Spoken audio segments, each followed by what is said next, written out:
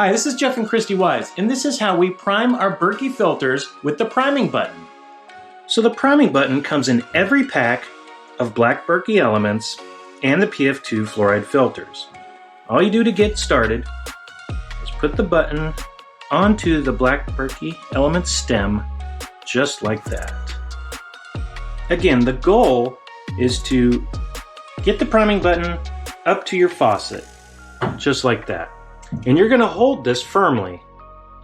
And when you turn the water on, don't turn it on more than just a little stream. Otherwise, the water will squirt out this way and you won't get the correct priming effect.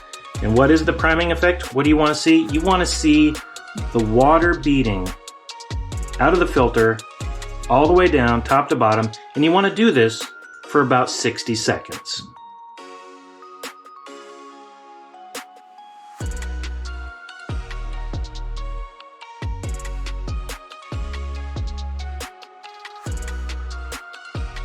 So that's it. In 60 seconds, we primed the black Berkey elements and they are ready for use.